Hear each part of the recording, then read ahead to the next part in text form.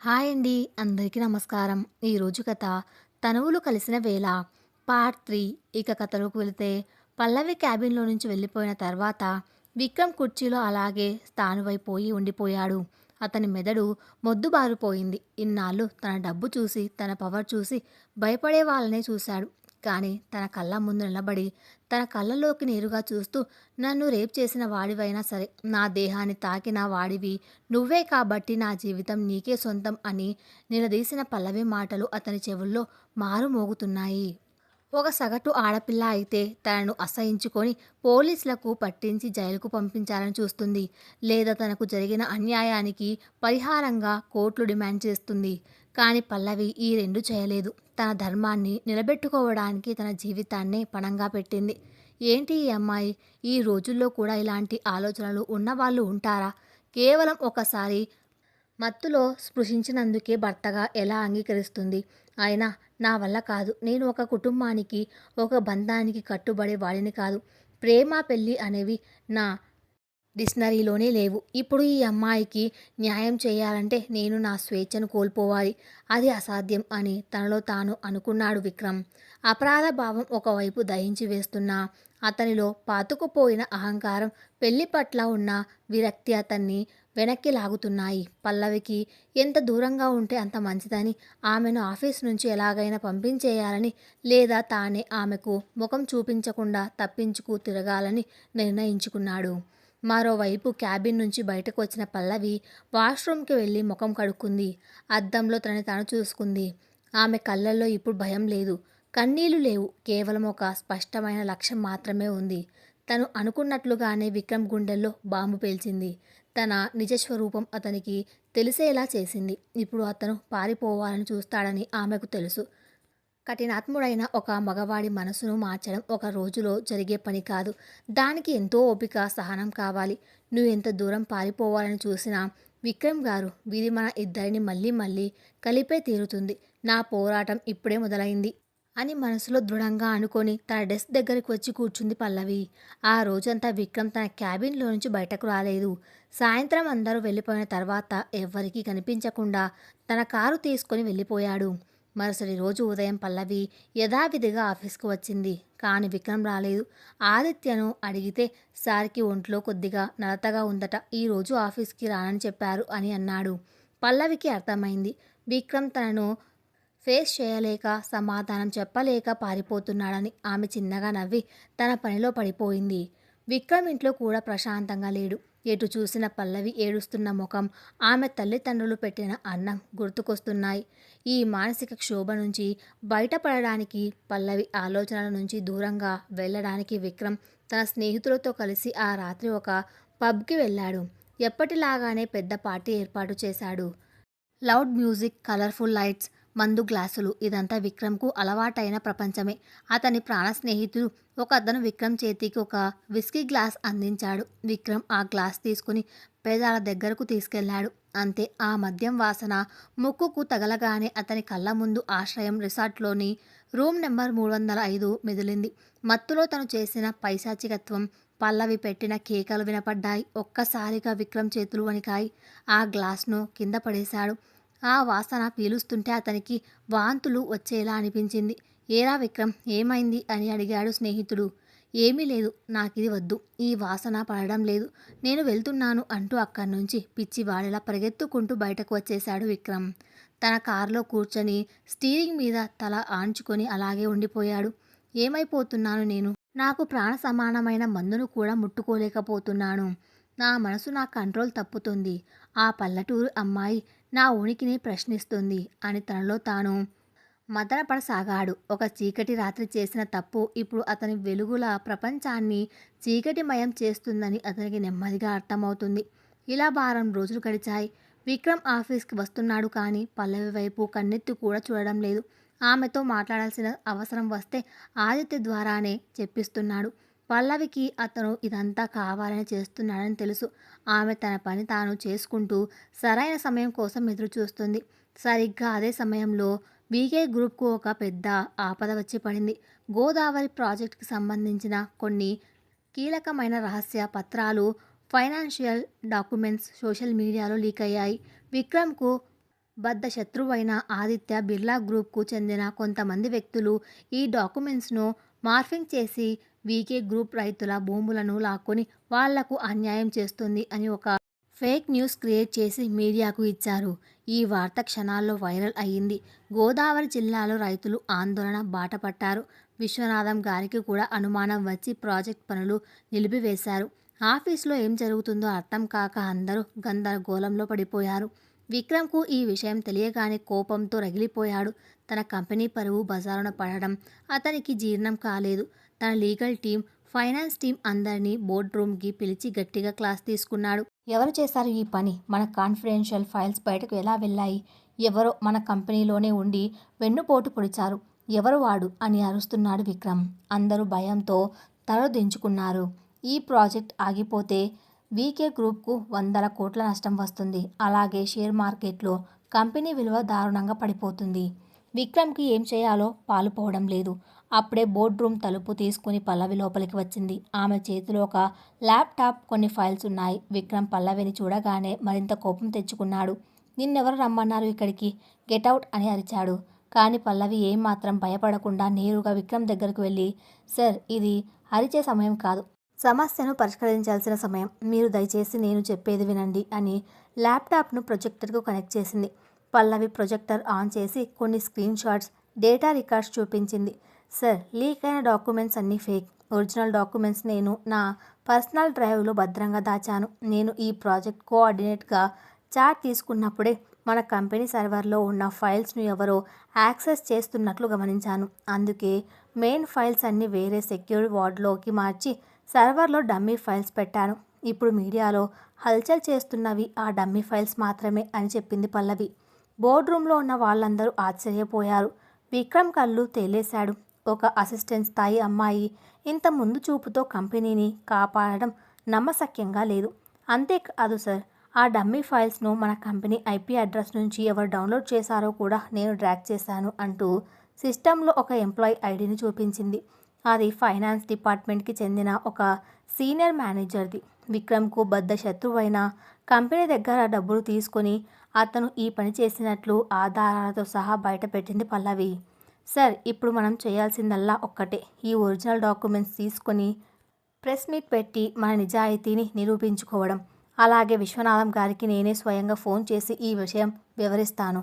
మీరు టెన్షన్ పడకండి అని ఎంతో పరిణితితో ఒక బాధ్యత గల సీఈఓ లాగా మాట్లాడింది పల్లవి. విక్రమ్కు ఏం మాట్లాడాలో అర్థం కాలేదు. తన 100 కోట్ల సామ్రాజ్యాన్ని కాపాడింది. తను నాశనం చేసిన ఆ పల్లెటూరు అమ్మాయిన తన మీద పగ పెంచుకొని కంపెనీని నాశనం చేసే అవకాశం ఆమె చేతిలో ఉన్న ఎందుకు ఇలా ప్రాణాలకు తెగించి తన పరువును కాపాడింది?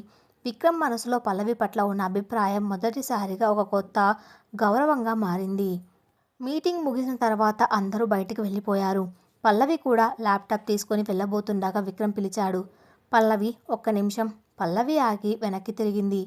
విక్రమ్ ఆమె దగ్గరికి నడుచుకుంటూ వచ్చాడు. ఎందుకు చేశావు ఇదంతా? నేను నీ జీవితాన్ని నాశనం చేశాను కదా. నా కంపెనీ నాశనం అయిపోతే చూసి సంతోషించాల్సింది పోయి నన్ను ఎందుకు కాపాడావు? అసలు నీకు నా మీద కోపమే లేదా అని సూటిగా అడిగాడు విక్రమ్. పల్లవి అతని కళ్ళలోకి చూస్తూ ఎంతో ప్రశాంతంగా సమాధానం ఇచ్చింది. కోపం ఉంది సార్, కానీ అది మీలో ఉన్న ఆ రాక్షసుడి మీద, ఆ మత్తు మీద మాత్రమే. ఈ కంపెనీ అనేది నా భర్త కట్టుకున్న సామ్రాజ్యం. అందులో వేల మంది ఉద్యోగుల కుటుంబాలు బతుకుతున్నారు. నా భర్త కోపంలో ఉన్నాడు కదా అని ఆయన సామ్రాజ్యాన్ని కూలిపోనివ్వడం నా ధర్మం కాదు. మీరు నన్ను ఎంత దూరంగా ఉంచాలని చూసినా మీ పరువును, మీ అస్తిత్వాన్ని కాపాడాల్సిన బాధ్యత నాదే అంది. ఆ మాటలు విక్రమ్ గుండెల్లో ఈటెల్లా దిగాయి. భార్య అంటే కేవలం హక్కులు అడిగేది మాత్రమే కాదు, కష్టకాలంలో రక్షణ కవచంలా నిలబడేదని అతనికి మొదటిసారి అర్థమైంది. తన కోసం నిలబడిన ఆమె ముందు తన అహంకారం ఎంత చిన్నదో అతనికి తెలిసొచ్చింది.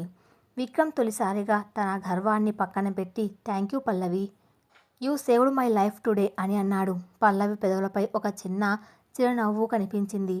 థ్యాంక్స్ దేనికి సార్, ఇది నా బాధ్యత అని చెప్పి క్యాబిన్ నుంచి బయటకు వెళ్ళిపోయింది. ఆ రోజు రాత్రి విక్రమ్కు మొదటిసారి ప్రశాంతంగా నిద్ర పట్టింది. అతని ఆలోచనల్లో ఒక చిన్న మార్పు మొదలైంది. పల్లవిని ఒక బాధితురాలుగా కాకుండా తన జీవితంలోకి వచ్చిన ఒక బలమైన శక్తిగా చూడడం ప్రారంభించాడు.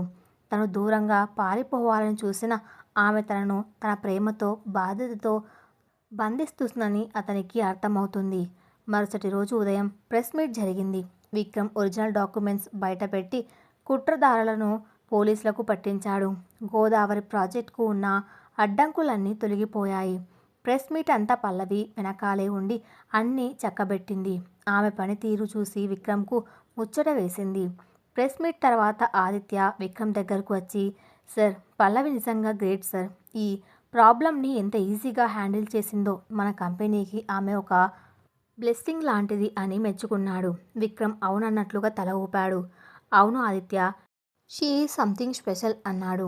ఆ క్షణం నుంచి విక్రమ్ పల్లవి పట్ల వ్యవహరించే తీరులో మార్పు వచ్చింది. ఆమెను ఎగతాళి చేయడం, కఠినంగా మాట్లాడడం పూర్తిగా మానేశాడు. పల్లవి అప్పగించిన పనులను కూడా ఎంతో శ్రద్ధగా వినడం మొదలుపెట్టాడు. కానీ ఈ ప్రశాంతత ఎంతో కాలం నిలవలేదు. పల్లవి జీవితంలో మరో పెద్ద తుఫాను ముంచుకొస్తుంది. తన సొంత ఊరు రాజవరంలో రామానందం గారు పల్లవి కోసం మరో సంబంధం చూసి పెళ్లి ఏర్పాట్లు ముమ్మరం చేశారు. ఈ వార్త తెలుసుకున్న పల్లవి ఎలా స్పందించబోతుంది? తాను విక్రమ్ భార్యనని తన తల్లిదండ్రులకు చెప్పగలదా? ఒకవేళ ఈ విషయం తెలిస్తే విక్రమ్ ఎలా రియాక్ట్ అవుతాడు? విక్రమ్ తన భయాన్ని వదిలి పల్లవిని అందరి ముందు తన భార్యగా స్వీకరిస్తాడా? పల్లవి పోరాటం గెలుపు అంచులకు చేరుకుందా, లేక కొత్త మలుపులు తీసుకోబోతుందా? కార్పొరేట్ కుట్రల నుండి వీకే గ్రూప్ను, విక్రమ్ పరువును పల్లవి కాపాడిన తర్వాత ఆఫీస్లో వాతావరణం కొంత ప్రశాంతంగా మారింది. విక్రమ్లో పల్లవి పట్ల ఆకరణ కోపం పోయి ఒక తెలియని గౌరవం మొదలైంది. ఆమెను చూసినప్పుడల్లా తాను చేసిన తప్పు అతన్ని కుంగదీస్తున్న ఆమెను కళ్ళెదుట చూసుకోవడం అతనికి ఒక ఆదరువుగా అనిపిస్తుంది. కానీ విధి ఎప్పుడు ఒకేలా ఉండదు కదా. ప్రశాంతంగా ఉన్న సముద్రం అకస్మాత్తుగా ఉప్పొంగినట్లు పల్లవి జీవితంలో మరో పెద్ద తుఫాను మొదలైంది. ఒకరోజు రాత్రి పల్లవి తన గదిలో కూర్చుని ఆఫీస్ పని చేస్తుండగా రాజావరం నుండి ఆమె తండ్రి రామానాథం గారి దగ్గర నుండి ఫోన్ వచ్చింది. హలో నాన్న, బాగున్నారా? అమ్మ బాగుందా అని ఎప్పటిలాగానే ఎంతో ఆప్యాయంగా పలకరించింది పల్లవి. కానీ అవతల వైపు నుండి రామానాథం గారి గొంతులో ఎప్పుడూ ఉండే ఉత్సాహం లేదు. ఏదో బరువెక్కిన భారం స్పష్టంగా తెలుస్తుంది. బాగున్నానమ్మా, నువ్వు కూడా బాగున్నావని ఆశిస్తున్నాను. నీకో ముఖ్యమైన విషయం చెప్పడానికే ఈ సమయంలో ఫోన్ చేస్తాను పల్లవి అని కాస్త ఆగి మళ్ళీ మాట్లాడడం మొదలుపెట్టారు. నీకు గుర్తుండే ఉంటుంది, 6 నెలల క్రితం బ్యాంక్ ఉద్యోగి సంబంధం ఒకటి వచ్చింది కదా. ఆ అబ్బాయి కుటుంబం వాళ్ళు నిన్న మన ఇంటికి వచ్చారు. వాళ్లకు నువ్వంటే చాలా ఇష్టమట. నీ కోసం ఇన్ని రోజులు ఎదురు చూశారు. ఇప్పుడు వాళ్ళు పెళ్ళికి తొందర పెడుతున్నారు. ఆ మాట వినగానే పల్లవి గుండె ఒక్కసారిగా ఆగిపోయినంత పనయింది. చేతిలో ఉన్న పెన్ కింద పడిపోయింది. నాన్న, నేను ముందే చెప్పాను కదా, నాకు ఇప్పుడే పెళ్లి చేసుకోవాలని లేదు. నేను ఉద్యోగంలో స్థిరపడాలి అని తడబడుతూ కవర్ చేయడానికి ప్రయత్నించింది. కానీ రామానాథం గారు ఈసారి వినే పరిస్థితిలో లేరు. చూడమ్మా పల్లవి, నాకు వయసు మీద పడుతోంది. పైగా ఈ మధ్య నా ఆరోగ్యం కూడా అంతంత మాత్రానే ఉంటుంది. రేపు నాకు ఏమైనా జరిగితే నీ బాధ్యత ఎవరు తీసుకుంటారు? ఆడపిల్ల ఒంటరిగా పట్నంలో ఉండడం మనలాంటి పద్ధతి గల కుటుంబాలకు తగని పని. నీ ఉద్యోగపు ముచ్చట తీరింది. పైగా మీ కంపెనీకి పెద్ద ఆపద వస్తే నువ్వే కాపాడావని విక్రమ్ బాబే స్వయంగా చెప్పాడు. ఇక చాలు తల్లి, వచ్చే వారం వాళ్ళు నిశ్చితార్థానికి ముహూర్తం పెట్టమన్నారు. నేను సరేనని మాట ఇచ్చేశాను. నువ్వు రేపే బండి ఎక్కి రామవరం వచ్చేయ్ అని ఖచ్చితంగా చెప్పేశారు. పల్లవి కళ్ళల్లో నుంచి కన్నీళ్లు జలపాతంలా రాలుతున్నాయి. నాన్న, ప్లీజ్ నాన్న, నా మాట వినండి. నేను ఆ అబ్బాయిని పెళ్లి చేసుకోలేను. నా జీవితం వేరే నాన్న అని ఏడుస్తూ బతిమలాడింది. కానీ రామానాథం గారు కల్పించుకొని, పల్లవి, నా పరువు, నా ప్రాణం నీ చేతుల్లోనే ఉన్నాయి. నేను వాళ్లకు మాట ఇచ్చేశాను. నువ్వు కాదంటే ఈ ఊరి జనం ముందు నేను తలెత్తుకోలేను. ఒక తండ్రిగా ఇది నా ఆఖరి కోరిక అనుకో, లేక నా ఆజ్ఞ అనుకో. నువ్వు రేపు వస్తున్నావు అంతే అని చెప్పి ఫోన్ పెట్టేశాడు. ఫోన్ కట్టవ్వగానే పల్లవి అలాగే నేల మీద కూర్చుని బోరున విలపించింది. తన ప్రపంచం కుప్పకూలిపోయినట్లు అనిపించింది. ఒకవైపు తన ప్రాణంగా ప్రేమించే తండ్రి, ఆయన పరువు, ఆయన ఆరోగ్యం. మరోవైపు తన నమ్మకం, తన ధర్మం. దేవుడా, ఎంత కఠినమైన పరీక్ష ఇది. నేను నా మనసును, నా దేహాన్ని విక్రమ్కి అర్పించేశాను. ఆయన మనసు మారకపోయినా, ఆయన నన్ను ద్వేషిస్తున్న దేవుడి సాక్షిగా ఆయనే నా భర్త. నా కన్యత్వాన్ని కోల్పోయిన నేను ఏ పాపం ఎరుగని ఒక మంచి అబ్బాయిని ఎలా పెళ్లి చేసుకోగలను? అది ఆ అబ్బాయికి నేను చేసే అది పెద్ద ద్రోహం కదా. అలాగని మా నాన్నకు నిజం చెబితే ఆ క్షణమే ఆయన గుండె ఆగిపోతుంది. నేనిప్పుడు ఏం చేయాలి? రాత్రల్లా పల్లవి కన్నీరు కారుస్తూనే ఉంది. ఆమెకు ఏ దారి కనిపించడం లేదు. విక్రమ్ను వెళ్ళి అడుగుదామా అంటే ఆయన ఇంకా ఈ బంధాన్ని అంగీకరించడానికి సిద్ధంగా లేడు. తనలో ఉన్న గిల్ట్ వల్ల ఆయన సైలెంట్గా ఉన్నాడు. కానీ తను భార్యగా అంగీకరించి అందరి ముందు నిలబడేంత ధైర్యం, ప్రేమ విక్రమ్కు ఇంకా రాలేదని పల్లవికి తెలుసు. ఈ సమస్యకు ఒకే ఒక్క పరిష్కారం ఉంది. నేను ఈ లోకం విడిచి వెళ్ళిపోవడం. అవును, అప్పుడు మా నాన్నకు నిజం తెలియదు. వేరే వాళ్ళ జీవితం నాశనము కాదు. విక్రమ్కి కూడా నా పీడ విరగడైపోతుంది అని నిర్ణయించుకుంది. కానీ ఆత్మహత్య చేసుకోవడం అనేది పిరికి వాళ్ళ లక్షణమని, తాను నమ్మిన ధర్మం కోసం పోరాడకుండా మధ్యలో వదిలేయడం తప్పు అని ఆమె అంతరాత్మ ఆమెను హెచ్చరిస్తోంది. మరుసటి రోజు ఉదయం ఆఫీస్లో అడుగుపెట్టిన పల్లవి ముఖంలో ఎప్పటిలాంటి కల లేదు. కళ్ళు ఏడ్చి ఏడ్చి ఉబ్బిపోయి ఉన్నాయి. నడకలో నీరసం స్పష్టంగా తెలుస్తుంది. డెస్క్ దగ్గర కూర్చున్న ఆమె మనసు ఇక్కడ లేదు. ఏ ఫైల్ ఎక్కడ పెడుతుందో ఆమెకే తెలియడం లేదు. ఆఫీస్ బాయ్ ఇచ్చిన కాఫీ కప్పును అనుకోకుండా కింద పడేసింది. క్యాబిన్లో ఉన్న విక్రమ్ తన గ్లాస్ వాల్ నుంచి ఇదంతా గమనిస్తున్నాడు. పల్లవి ఎప్పుడు ఇంత కేర్లెస్గా ఉండదు. ముఖంలో అంత దీనత్వం ఆమెలో అతను ఎప్పుడూ చూడలేదు. నిన్నటి దాకా సింహంలా కంపెనీని కాపాడిన అమ్మాయి ఈరోజు ఎందుకిలా అయిపోయింది? ఆమెకు ఏమైంది అని విక్రమ్ మనసులో ఆందోళన మొదలైంది. వెంటనే ఇంటర్కామ్ తీసి పల్లవి, కమ్ టు మై క్యాబిన్ అని పిలిచాడు. పల్లవి తల దించుకొని నెమ్మదిగా లోపలికి వెళ్ళింది. విక్రమ్ ఆమె వైపు తీక్షణంగా చూశాడు. ఏమైంది పల్లవి? Are you okay? కళ్ళు అలా ఉబ్బిపోయి ఉన్నాయేంటి? నిన్న రాత్రి ఏమైనా జరిగిందా అని అడిగాడు విక్రమ్. అతని గొంతులో ఎప్పుడు ఉండే ఆధిపత్యం లేదు. కేవలం ఒక ఆత్మీయుడి ఆందోళన మాత్రమే ఉంది. ఆ మాటలు వినగానే పల్లవి ఇన్ని గంటలుగా తనలో తాను దాచుకున్న దుఃఖం కట్టలు తెంచుకుంది. విక్రమ్ ముందే రెండు చేతులతో ముఖం కప్పుకొని వెక్కి వెక్కి ఏడవడం మొదలుపెట్టింది. విక్రమ్కు ఏమీ అర్థం కాలేదు. కుర్చీలో నుంచి లేచి గబగబా ఆమె దగ్గరకు వచ్చి టేబుల్ మీద ఉన్న వాటర్ గ్లాస్ ఆమెకు అందించాడు. పల్లవి, రిలాక్స్, ప్లీజ్ డోంట్ క్రై. ఏమైందో నాకు చెప్పు అని నెమ్మదిగా అన్నాడు. పల్లవి నీళ్లు తాగి తన కన్నీళ్లను తుడుచుకుంటూ విక్రమ్ కళ్ళలోకి చూసింది. ఆ కళ్ళల్లో అనంతమైన శూన్యం ఉంది. నా పోరాటం ఇక్కడితో ఆగిపోయింది విక్రమ్ గారు. నేను ఓడిపోయాను, మీరు గెలిచారు. మీకు ఇక నా భారం ఉండదు అంది వణుకుతున్న గొంతుతో. విక్రమ్కు ఏమీ అర్థం కావడం లేదు. ఏం మాట్లాడుతున్నావు పల్లవి? నాకు అర్థమయ్యేలా చెప్పు. ఏమైంది? మా నాన్నగారు రాత్రి ఫోన్ చేశారు. నా పెళ్లి నిశ్చయించారు. వచ్చే వారం నిశ్చితార్థం. నన్ను వెంటనే ఊరికి రమ్మని ఆర్డర్ వేశారు. ఆయన పరువు, ప్రాణం నా నిర్ణయం మీదే ఆధారపడి ఉన్నాయని మాట ఇచ్చేశారు అని ఒక్కొక్క పదంగా చెప్తూ పోయింది పల్లవి. ఆ మాటలు వినగానే విక్రమ్ గుండెల్లో ఏదో తెలియని భారం, ఒక రకమైన కోపం మొదలయ్యాయి. ఒక అమ్మాయికి వేరే పెళ్ళి కుదిరితే తనకు పీడ విరగడైందని అతను సంతోషించాలి. కానీ విక్రమ్కు అలా అనిపించడం లేదు. తన వస్తువును ఎవరో లాక్కున్నట్లుగా, తన ప్రాణాన్ని ఎవరో తీసుకుపోతున్నట్లు అనిపించింది. అయితే నువ్వు ఒప్పుకున్నావా? పెళ్ళి చేసుకోబోతున్నావా అని అడిగాడు విక్రమ్. అతని గొంతులో తెలియని ఉద్వేగం. పల్లవి అతని వైపు సూటిగా చూస్తూ కళ్ళల్లో నిప్పులు కురిపిస్తూ మాట్లాడింది. నేను మిమ్మల్ని భర్తగా మానసా వాచ అంగీకరించాను విక్రమ్ గారు. ఆ రాత్రి మీ స్పర్శ నా దేహానికి తగిలిన మరుక్షణం నుండే ఈ పల్లవి ప్రాణాలు ఉన్నంత వరకు ఒకే ఒక్క మగాడి సొంతం అని నేను దేవుడు ముందు ప్రమాణం చేశాను. ఒకసారి భర్తగా ఒకరిని ఊహించుకున్న తర్వాత వేరొక పురుషుడితో నేను పడక ఎలా పంచుకోగలను? అది వేషవృత్తి కన్నా హీనం కదా. నేను అలా చెయ్యలేను. విక్రమ్ మౌనంగా ఉండిపోయాడు. పల్లవి మాటల్లోని నిజాయితీ, ఆమె సంస్కృతి అతన్ని నిలువునా దహించి వేస్తుంది. అయితే ఇప్పుడు ఏం చేద్దామని నీ ఉద్దేశం పల్లవి? మీ నాన్నగారిని ఎలా ఒప్పిస్తావు అని అడిగాడు. పల్లవి పెదవులపై ఒక విషిదమైన నవ్వు వెలిసింది. ఒప్పించడానికి ఏముంది సార్, నా దగ్గర ఉన్నది రెండే మార్గాలు. ఒకటి, నేను మా నాన్నగారికి ఆ రాత్రి ఆశ్రయం రిసార్ట్లో జరిగిన నిజం మొత్తం చెప్పేయడం. ఈ 6 నెలలుగా నేను పడుతున్న నరకాన్ని ఆయన ముందు ఉంచడం. ఆ క్షణమే ఆయన గుండె ఆగిపోయి చనిపోవడం. రెండవది అంటూ కాస్త ఆగి దీర్ఘంగా శ్వాస పీల్చుకుంది పల్లవి. రెండవది ఏంటి పల్లవి? విక్రమ్ గుండె వేగంగా కొట్టుకుంటుంది. రెండవది నాకు నేనుగా ఈ లోకం నుంచి వెళ్ళిపోవడం. నేను చనిపోతే మా నాన్నగారు బాధపడతారేమో కానీ పరువు పోయిందని గుండెలు బాదుకోరు. ఆయన ఆరోగ్యం పాడవదు. ఎవ్వరికి ఎలాంటి నిజం తెలియకుండా నా రహస్యాన్ని నాలోపే దాచుకొని నా దేహాన్ని ఏ పరాయవాడికి దక్కనివ్వకుండా మంటల్లో కలిపేయడమే నాకు మిగిలి ఉన్న ఏకైక మార్గం అని ఎంతో స్థిరంగా చెప్పేసింది పల్లవి. ఆ మాట వినగానే విక్రమ్కు భూమి బద్దలైనట్లు అయ్యింది. చనిపోవడమా? ఆమె మాటల్లో ఎలాంటి కపటం లేదు. ఒక పచ్చి నిజం, ఒక బలమైన నిర్ణయం కనిపిస్తుంది. తన తప్పు వల్ల, తన అహంకారం వల్ల ఒక స్వచ్ఛమైన ప్రాణం బలి కాబోతుందా? తను మత్తులో చేసిన ఒక తప్పు ఇన్ని జీవితాలను నాశనం చేయబోతుందా? నో, స్టాప్ ఇట్ పల్లవి అని ఒక్క ఉదుటున గట్టిగా అరిచాడు విక్రమ్.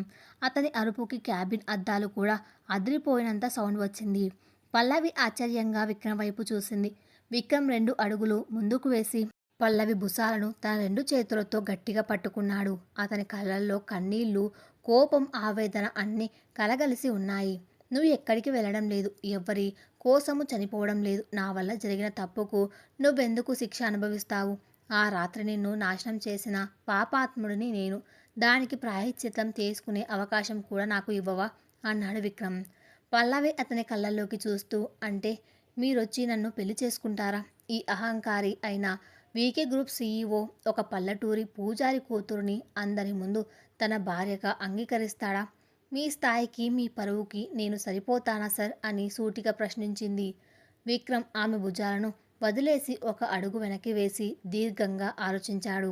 అతనికి పెళ్ళి అంటే భయం, స్వేచ్ఛ కోల్పోతానేమో అన్న భయం. కానీ ఇప్పుడు తన కళ్ళ ముందు పల్లవి ప్రాణాలు గాల్లో దీపంలా ఉన్నాయి.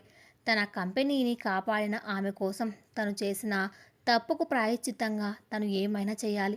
నేను మారుతున్నాను పల్లవి. నువ్వు ఈ కంపెనీలోకి అడుగుపెట్టిన రోజు నుండి నేను ఎంతో మారాను. నాకే తెలియకుండా నాలో ఒక కొత్త మనిషిని నిద్రలేపావు నువ్వు. నేను వెంటనే మారిపోయి సినిమాల్లో లాగా నిన్ను ప్రాణంగా ప్రేమిస్తానని అబద్ధాలు చెప్పను. కానీ నీ జీవితానికి ఒక భద్రతను, ఒక గౌరవాన్ని మాత్రం ఖచ్చితంగా ఇవ్వగలను. నీ దేహాన్ని స్పృశించిన వాడిగా నా బాధ్యత నేను తీసుకుంటాను అని స్పష్టంగా చెప్పాడు విక్రమ్. పల్లవికి విక్రమ్ మాటలు నమ్మశక్యంగా అనిపించలేదు. అంటే రేపు ఉదయం నేను నీతో పాటు రాజావరం వస్తున్నాను. మీ నాన్నగారితో నేనే స్వయంగా మాట్లాడతాను. నిన్ను పెళ్లి చేసుకుంటానని అడుగుతాను అని ఒక సంచలన నిర్ణయం తీసుకున్నాడు విక్రమ్. పల్లవికి గుండె ఆగిపోయి మళ్ళీ కొట్టుకున్నట్లు అనిపించింది. కళ్ళు ఆనందంతో మెరిశాయి. తన పోరాటం ఫలించిందా? ఆ రాతి మనసులో కొద్దిగా అయినా చలనం వచ్చిందా? కానీ మళ్ళీ ఒక కొత్త భయం. కానీ సార్, మీరు మా నాన్నగారి దగ్గరికి వచ్చి నన్ను పెళ్లి చేసుకుంటానంటే ఆయన నమ్మరు. మీ స్థాయి ఎక్కడ, మా స్థాయి ఎక్కడ? పైగా మీరు ఆయనకు ఆ రాత్రి జరిగిన నిజం చెబితే ఆయన తట్టుకోలేరు అని ఆందోళనగా అడిగింది పల్లవి. నువ్వు దాని గురించి ఆలోచించకు పల్లవి. రామానందం గారిని ఎలా ఒప్పించాలో, ఏ విధంగా అడగాలో నాకు తెలుసు. నేను ఒక సీఈఓగా కాదు, ఒక సామాన్య మనిషిగా మీ ఊరికి వస్తాను. నీకెలాంటి అన్యాయం జరగనివ్వను. మీ నాన్నగారి ప్రాణాలకు ఎలాంటి ఆపద రానివ్వను. ఇది నేను నీకు ఇస్తున్న మాట అని విక్రమ్ పల్లవి కళ్ళలోకి చూస్తూ ఎంతో నమ్మకంగా చెప్పాడు. మరుసటి రోజు ఉదయం సూర్యుడు ఇంకా పూర్తిగా రాకముందే విక్రమ్ తన కారులో పల్లవితో కలిసి రాజావరం బయలుదేరాడు. ఈ ప్రయాణం గతంలో చేసిన ప్రయాణం లాంటిది కాదు. అప్పుడు విక్రమ్కి ఒక అహంకారి, ఒక కోటీశ్వరుడు. కానీ ఇప్పుడు తన తప్పును సరిదిద్దుకోవడానికి, ఒక ఆడపిల్లకు జీవితాన్ని ఇవ్వడానికి వెళ్తున్న ఒక బాధ్యత గల మనిషి. కారులో ఇద్దరి మధ్య పూర్తి నిశ్శబ్దం. కానీ ఆ నిశ్శబ్దంలో ఎన్నో భావాలు, ఎన్నో ప్రశ్నలు దాగి ఉన్నాయి. ఆయన నిజంగానే నన్ను పెళ్లి చేసుకుంటారా? మా నాన్నగారు ఈ పెళ్లికి ఒప్పుకుంటారా? ఒప్పుకోకపోతే నా పరిస్థితి ఏంటి అని పల్లవి కిటికీ బయటకు చూస్తూ మదనపడుతోంది. విక్రమ్ స్టీరింగ్ పట్టుకొని డ్రైవ్ చేస్తున్నాడు. ఒక పల్లెటూరి పూజారిని ఎలా కన్విన్స్ చేయాలి? 6 నెలల క్రితం తను చేసిన తప్పు కప్పిపుచ్చుకొని ఒక గౌరవప్రదమైన రీతిలో పల్లవిని తన భార్యగా ఎలా పొందాలి అని విక్రమ్ తన కార్పొరేట్ బ్రెయిన్కు పదును పెడుతున్నాడు. మధ్యాహ్నం సమయానికి కారు రాజావరం చేరుకుంది. పచ్చని పొలాలు, గోదావరి గాలి విక్రమ్కు స్వాగతం పలుకుతున్నాయి. కారు నేరుగా రామానాథం గారి ఇంటి ముందు ఆగింది. రామానాథం గారు అప్పుడే గుడి నుంచి వచ్చి అరుగు మీద కూర్చొని ఉన్నారు. ఒక ఖరీదైన కారు తన ఇంటి ముందు ఆగడం చూసి ఆశ్చర్యపోయాడు. అందులో నుంచి ముందుగా పల్లవి, ఆ తర్వాత స్వయంగా విక్రమ్ బాబు దిగడం చూసి ఆయనకు నోట మాట రాలేదు. అయ్య బాబోయ్, విక్రమ్ బాబు గారేంటి మన ఇంటికి వచ్చారు? ఏమైంది పల్లవి, అంత కుశలమేనా అంటూ కంగారుగా ఎదురు వెళ్లారు రామానందం గారు. పార్వతమ్మ గారు కూడా వంటగదిలో నుంచి బయటకు వచ్చారు. విక్రమ్ నవ్వుతూ 2 చేతులు జోడించి నమస్కారం చేశాడు. అతని వేషధారణలో గతంలో లాగా సూట్ బూట్ లేదు. చాలా సింపుల్గా ఒక లైట్ కలర్ షర్ట్ ప్యాంట్ వేసుకున్నాడు. నమస్కారం పంతులు గారు, అంతా కులాసాయేనా? మీ అమ్మాయిని భద్రంగా తీసుకొద్దామని నేనే స్వయంగా వచ్చాను అని ఎంతో వినయంగా చెప్పాడు విక్రమ్. రామానాథం గారికి విక్రమ్ ప్రవర్తనలో వచ్చిన ఈ మార్పు అర్థం కాలేదు. మీరు స్వయంగా రావడమేంటి బాబూ? రండి రండి, లోపలికి రండి అంటూ ఇంట్లోకి తీసుకువెళ్లారు. పల్లవి గుండె వేగంగా కొట్టుకుంటుంది. ఇంట్లో కుర్చీలో కూర్చున్న విక్రమ్ రామానాథం గారి వైపు తిరిగి స్థిరంగా ఒక మాట అన్నాడు. పంతులు గారు, నేను ఇక్కడికి మీ ప్రాజెక్ట్ పని మీద రాలేదు. నా వ్యక్తిగత పని మీద వచ్చాను. సూటిగా ఒక విషయం అడుగుతాను. ఏమీ అనుకోరు కదా అన్నాడు విక్రమ్. అదేంటి బాబు అంత మాట అన్నారు? మీ దయ వల్ల మా ఊరు బాగుపడుతుంది. మీరు మా ఇంటికి రావడమే మా అదృష్టం. అడగండి బాబు అన్నారు రామానందం గారు. విక్రమ్ ఒకసారి పల్లవి వైపు చూశాడు. ఆమె భయంతో తల దించుకొని ఉంది. నేను మీ అమ్మాయి పల్లవిని పెళ్లి చేసుకోవాలనుకుంటున్నాను పంతులు గారు. మీరు అంగీకరిస్తే నా భార్యగా పల్లవిని ముంబై తీసుకెళ్తాను అని బాంబు పేల్చాడు విక్రమ్. ఆ మాట వినగానే రామానందం గారి చేతిలో ఉన్న నీళ్ళ గ్లాసు కింద పడిపోయి పగిలిపోయింది. పార్వతమ్మ గారు నోటు మీద చెయ్యి వేసుకుని షాక్లో ఉండిపోయారు.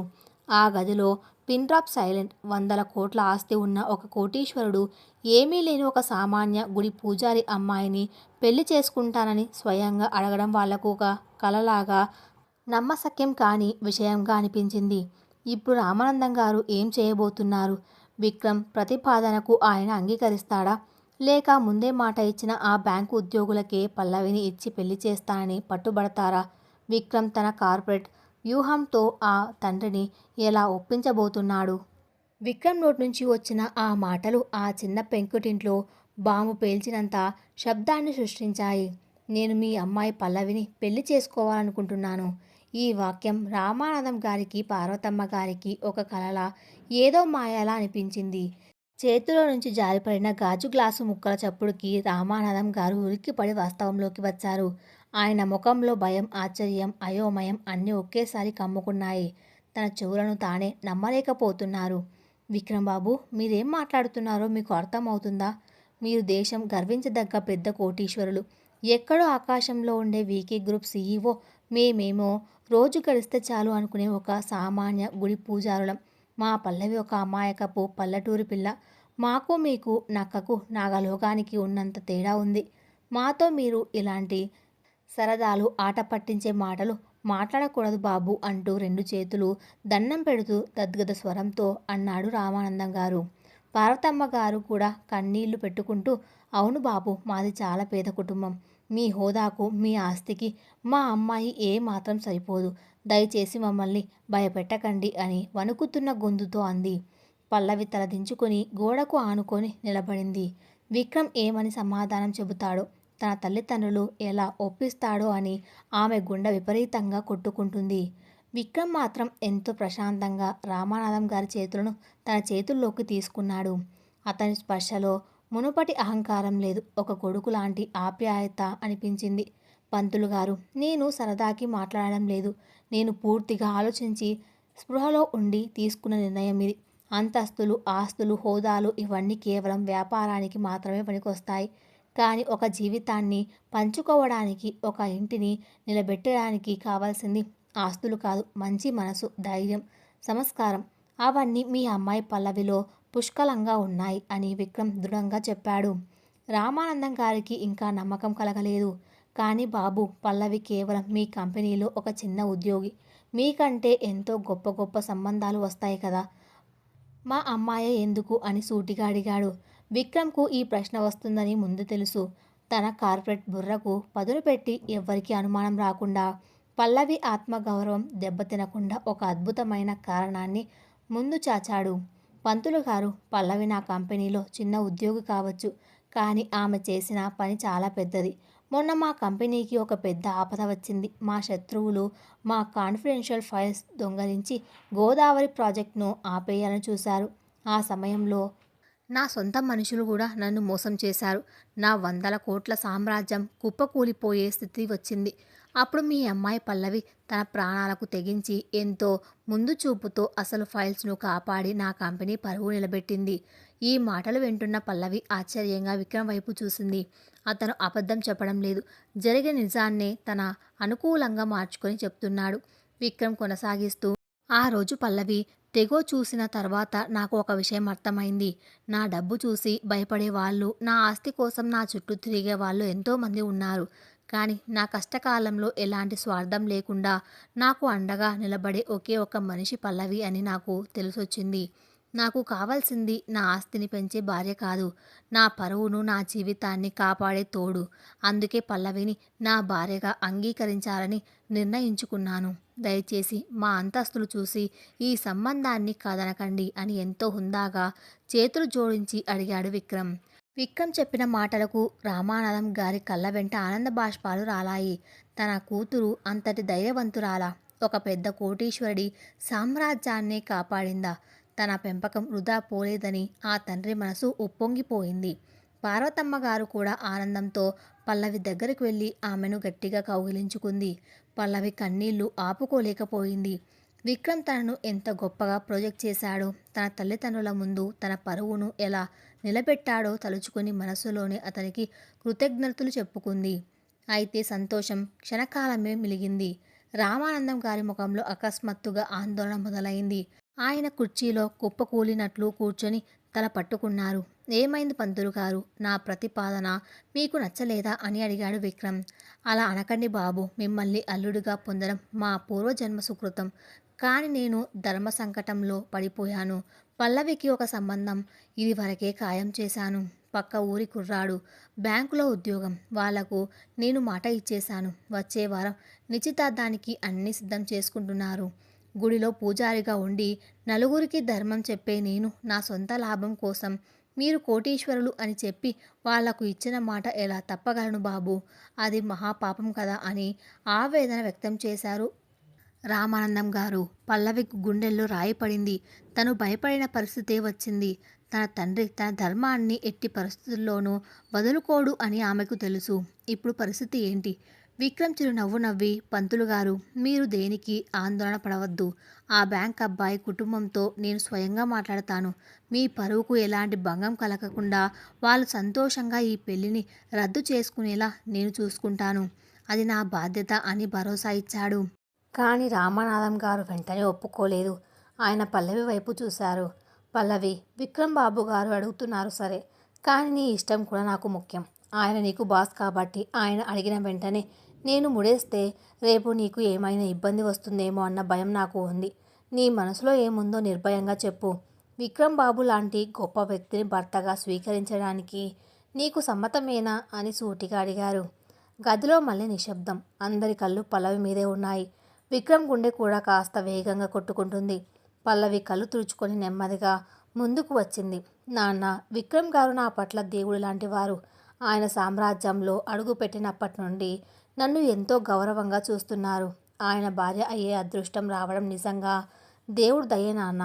నాకు ఈ పెళ్ళి ఇష్టమే అని తల దించుకొని చెప్పింది. పల్లవి నోటి వెంట ఆ మాటలు వినగానే విక్రమ్కు పెద్ద ఊరట లభించింది. ఆ మాటల్లో ఉన్న లోతైన అర్థం విక్రమ్కు, పల్లవికి మాత్రమే తెలుసు. ఆయన స్పర్శ తగిలినప్పటి నుంచే ఆయన నా దేవుడు అని పల్లవి మనసులో అనుకున్న మాట. రామానాథం గారికి ఆయన గౌరవం ఇస్తున్నారు కాబట్టి దేవుడు అని అర్థమైంది. విక్రమ్ చెప్పినట్లుగానే ఆ మరుసటి రోజు ఉదయం బ్యాంక్ ఉద్యోగి కుటుంబాన్ని కలిశాడు. తన పలుకుబడితో, హుందాతనంతో వాళ్ళను ఒప్పించాడు. ఆ బ్యాంక్ ఉద్యోగికి వీకే గ్రూప్లోని ఫైనాన్స్ విభాగంలో ఒక ఉన్నతమైన పదవి ఆఫర్ చేసి వాళ్ళ ఈగో హర్ట్ కాకుండా ఎంతో పద్ధతిగా ఆ సంబంధాన్ని రద్దు చేశాడు. విక్రమ్ దెబ్బకు వాళ్ళు కూడా సంతోషంగానే వెనక్కి తగ్గారు. రాజవరం ఊరంతా ఈ వార్త దావానంలా వ్యాపించింది. రామానాథం గారి అమ్మాయి పల్లవిని ఆ గోదావరి ప్రాజెక్ట్ యజమాని, పట్నం కోటీశ్వరుడు విక్రమ్ బాబు పెళ్లి చేసుకుంటున్నాడట అన్న వార్త ఊర్లో పెద్ద సెన్సేషన్ అయింది. గుడి పూజారి కూతురు కోటల లాంటి ఇళ్లకు మహారాణి కాబోతుందని అందరూ ఆశ్చర్యపోయారు. కొందరు ఆనందించారు, మరికొందరు అసూయపడ్డారు. కానీ రామానందం గారి ఇంట్లో మాత్రం పెళ్లి సందడి మొదలైంది. విక్రమ్ ముంబైకి ఫోన్ చేసి తన తల్లిదండ్రులకు, ఆదిత్యకు ఈ విషయం చెప్పాడు. విక్రమ్ తల్లిదండ్రులు బిజినెస్ ట్రిప్లో లండన్లో ఉన్నారు. వాళ్ళకి ఈ పెళ్లి పెద్దగా ఇష్టం లేకపోయినా విక్రమ్ మొండితనం తెలిసి అడ్డు చెప్పలేదు. నువ్వు ఏది చేస్తే అది చెయ్యి, మేము నెక్స్ట్ మంత్ వస్తాం అని సింపుల్గా చెప్పేశారు. విక్రమ్కు అది మామూలే, కానీ ఆదిత్య మాత్రం ఎగిరి గంతేశాడు. పల్లవి లాంటి మంచి అమ్మాయి తన బాస్కి భార్యగా రావడం ఆదిత్యకు ఎంతో సంతోషాన్ని ఇచ్చింది. రామానందం గారు ఒక మంచి ముహూర్తం చూసి వచ్చే 15 రోజుల్లోనే పెళ్ళి అని నిర్ణయించారు. పెళ్లి కూడా ఆ ఊరి రామాలయంలోనే గోదావరి ఒడ్డున అచ్చమైన తెలుగు సాంప్రదాయ పద్ధతిలో జరగాలని విక్రమ్కు చెప్పారు. విక్రమ్ ఏమాత్రం ఆలోచించకుండా సరేనన్నాడు. తన అహంకారాన్ని పూర్తిగా పక్కన పెట్టి ఒక సామాన్య అల్లుడిగా రామానాథం గారి ముందు చేతులు కట్టుకొని నిలబడడం అందరినీ ఆశ్చర్యపరిచింది. పెళ్లి పనులు మొదలయ్యాయి. ఆ రోజు రాత్రి ఇంట్లో బంధువుల హడావిడి ఎక్కువగా ఉంది. విక్రమ్ కోసం ఊళ్ళో ఉన్న విశ్వనాథం గారి గెస్ట్ హౌస్లో సభ ఏర్పాటు చేశారు. రాత్రి భోజనాలు ముగిసిన తర్వాత పల్లవి ఒంటరిగా ఇంటి వెనక ఉన్న పెరట్లోకి వచ్చింది. వెన్నెల కాంతిలో గోదావరి నీళ్లు మెరుస్తున్నాయి. చల్లటి గాలి వీస్తుంది. పల్లవి మనసులో ఒకవైపు ఆనందం, మరోవైపు అంతు చిక్కని భయం. అప్పుడే వెనక నుంచి ఎవరో నడిచి వస్తున్న చప్పుడు. తిరిగి చూస్తే విక్రమ్. అందరూ పడుకున్నారా అని అడిగాడు విక్రమ్ మెల్లగా. పల్లవి తల ఊపింది. విక్రమ్ ఆమె దగ్గరకు వచ్చి గోడకు ఆనుకుని నిలబడ్డాడు. ఇద్దరి మధ్య కొన్ని క్షణాల పాటు భయంకరమైన నిశ్శబ్దం. నీకు ఇచ్చిన మాట నిలబెట్టుకున్నాను పల్లవి. మీ నాన్నగారికి నిజం తెలియకుండా, ఆయన పరువుకు భంగం కలగకుండా ఈ పెళ్లికి ఒప్పించాను అన్నాడు విక్రమ్ తనలో ఉన్న అపరాధ భావాన్ని తగ్గించుకోవడానికి. పల్లవి అతని కళ్ళలోకి చూసి ఒక చేదు నవ్వు నవ్వింది. అవును సార్, మీరు మాట నిలబెట్టుకున్నారు. ఒక గొప్ప సీఈఓ లాగా మీ వ్యూహంతో మా నాన్నగారిని ఒప్పించారు. కానీ ఈ పెళ్ళి మీ దృష్టిలో ఒక కాంప్రమైజ్. మీరు చేసిన పాపానికి మీరు ఇస్తున్న పరిహారం. ఆ రాత్రి నా జీవితాన్ని నాశనం చేశానన్న గిల్టుతో మీరు నాకు కడుతున్న భిక్ష ఇది అని ఎంతో కఠినంగా అంది. విక్రమ్కు ఆ మాటలు సురుక్కుమన్నాయి. పల్లవి, నేను మారాను అని చెప్పాను కదా. నిన్ను భార్యగా అంగీకరించడానికే నేను ఈ నిర్ణయం తీసుకున్నాను. ఇంకా ఎందుకు నన్ను అలా సూటిపోటి మాటలతో హింసిస్తావు అని ఆవేదనగా అడిగాడు. పల్లవి కళ్ళల్లో నీళ్లు తిరిగాయి. హింసించడం లేదు విక్రమ్ గారు, నిజం చెబుతున్నాను. మీరు నా మెడలో 3 ముళ్ళు వేయొచ్చు, నన్ను ముంబై తీసుకెళ్లి మహారాణిలా చూసుకోవచ్చు. కానీ నా మనసులో ఉన్న గాయం అంత సులువుగా మానదు. ఒక మృగంలా నా కన్నత్వాన్ని దోచుకున్న వ్యక్తిని ఇప్పుడే దేవుడిలా పూజించడం అంటే నేను చేయలేను. నా సిద్ధాంతాల ప్రకారం, నా ధర్మం ప్రకారం మీరు నా భర్త. కానీ నా మనసులో మీకు ప్రేమ దక్కాలంటే మీరు ఒక మంచి మనిషి అని, భార్యను ప్రాణంగా చూసుకునే భర్త అని నిరూపించుకోవాలి. అప్పటి వరకు మన మధ్య కేవలం ఈ నిశ్శబ్దపు యుద్ధం మాత్రమే ఉంటుంది. విక్రమ్కు ఆమె మాటల్లోని లోతు అర్థమైంది. తను కేవలం తాళి కడితే భర్త అయిపోడని, ఆమె మనసును గెలుచుకోవాలంటే ఎంతో ప్రయాణం చేయాలని అతనికి తెలిసొచ్చింది. సరే పల్లవి, నీకు ఎంత సమయం కావాలంటే అంత సమయం తీసుకో. నేను నా తప్పును సరిదిద్దుకోవడానికి జీవితాంతం ఎదురుచూస్తాను అని చెప్పి అక్కడి నుండి నెమ్మదిగా వెళ్ళిపోయాడు విక్రమ్. పల్లవి అలాగే వెన్నెల్లో నిలబడిపోయింది. తను అనుకున్నది సాధించింది. తన తనువును తాకిన వాడినే భర్తగా దక్కించుకుంటుంది. కానీ ఈ ప్రయాణం ఇక్కడితో ముగియలేదు. ఇప్పుడే అసలైన పరీక్ష మొదలైంది. కోటల లాంటి ఆ ముంబై సామ్రాజ్యంలోకి అడుగు పెట్టాక పల్లవికి ఎలాంటి సవాళ్లు ఎదురవ్వబోతున్నాయి? ప్రేమ లేని ఈ బంధాన్ని విక్రమ్ ఎలా నిలబెట్టుకుంటున్నాడు? రాక్షసుడిగా తన జీవితంలోకి వచ్చిన విక్రమ్ దేవుడిలా ఆమె మనసును ఎలా గెలుచుకుంటాడు? కథ ఇంకా ఉంది. అది నెక్స్ట్ పార్ట్లో కొనసాగించబడుతుంది. Thanks for listening.